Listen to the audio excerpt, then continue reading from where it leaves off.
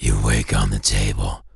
The straps are familiar, leather, worn smooth from countless uses, biting into your wrists and ankles, not painfully, not yet, just a firm, undeniable presence, and for drip, steady and silent, feeds a cool liquid into your vein.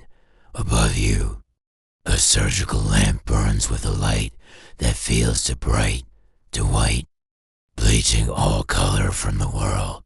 It hums with a low, electric thrum, the only sound in the sterile room. Then, a voice, calm, genderless, filtered through a hidden intercom. Its tone is flat, devoid of any emotion, like a pre-recorded announcement at a train station. Procedure 9 commencing. Subject vital stable. Your heart doesn't race. Your breath doesn't catch. You don't struggle against the restraints or scream into the antiseptic air. You can't. Not because you're paralyzed, but because you remember. This isn't the first time. It isn't the second or the third. It's simply the latest. The voice continues, a detached monologue marking the start of a well-rehearsed play. Begin phase 1, excision. You close your eyes, but the image of the lamp is seared onto the back of your eyelids.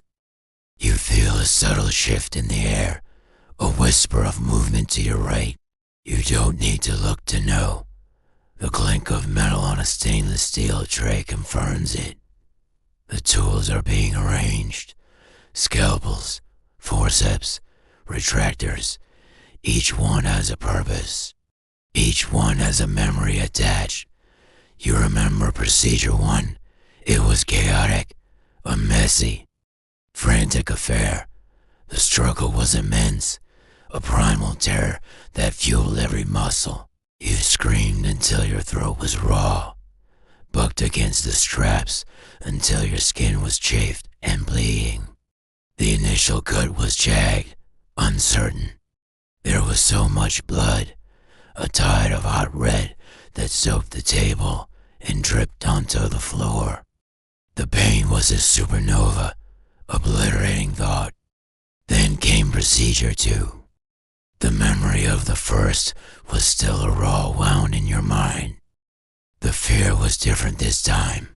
Not the wild panic of a cornered animal, but the cold, creeping dread of inevitability.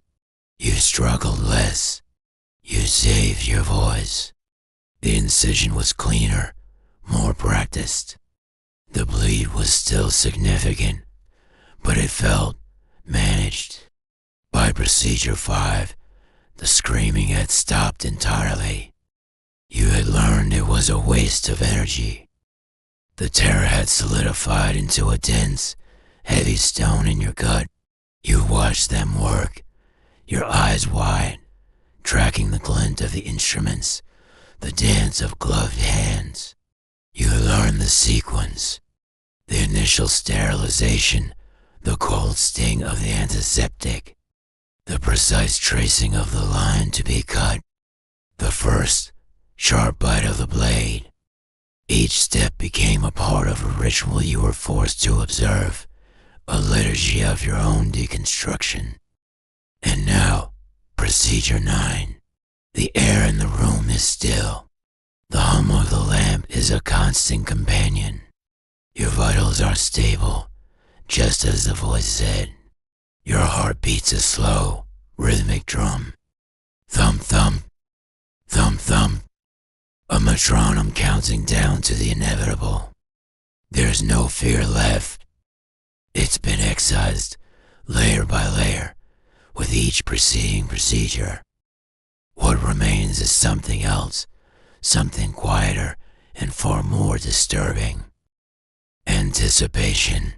You can almost feel the phantom path of the scalpel on your skin, a ghost of a sensation from the last time. You know where it will start, just below the rib cage. You know how it will feel. A cold, razor-thin line of fire that blossoms into a deep, resonant ache. Each time, the incision is cleaner, the surgeon's hand steadier.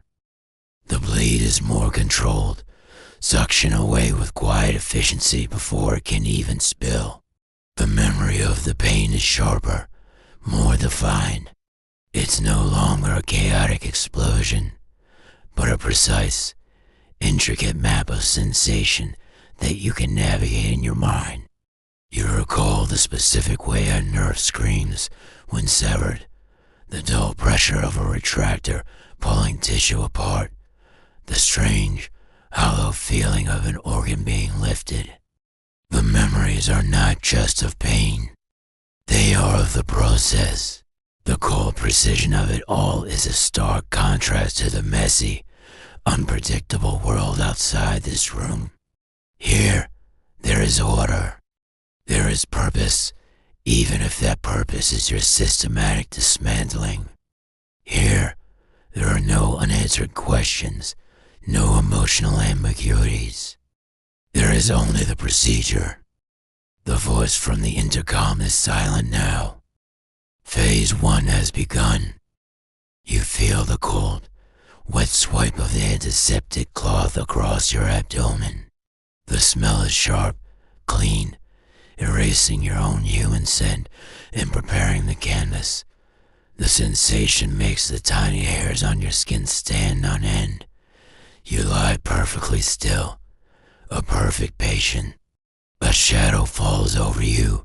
You don't open your eyes. You don't need to. You can feel the proximity, the slight dip in temperature as a body leans over yours.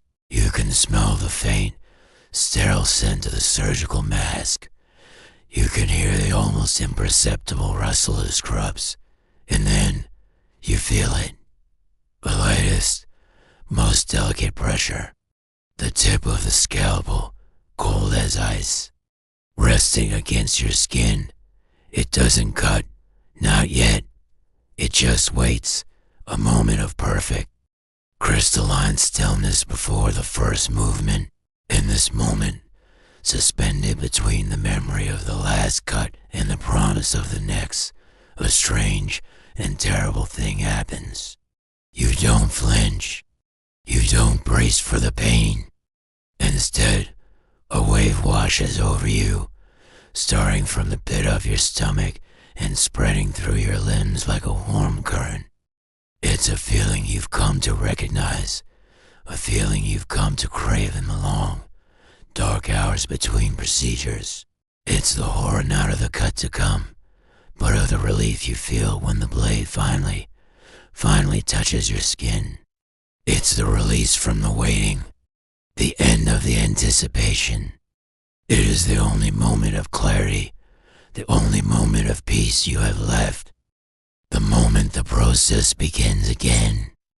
And as the cold steel begins its slow, deliberate journey, tracing a familiar path through your flesh, you find yourself thinking not of the pain, not of the horror, but of one single, terrifying thought. Finally, the horror isn't in the scream you can no longer voice. It's in the silence where the scream used to be. It's in the terrifying calm that has replaced it. This is not a story of survival. This is a document of a process that has become your only reality. Thank you for listening.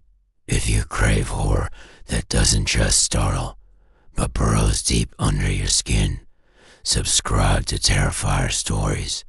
Here, the true horror doesn't scream, it documents.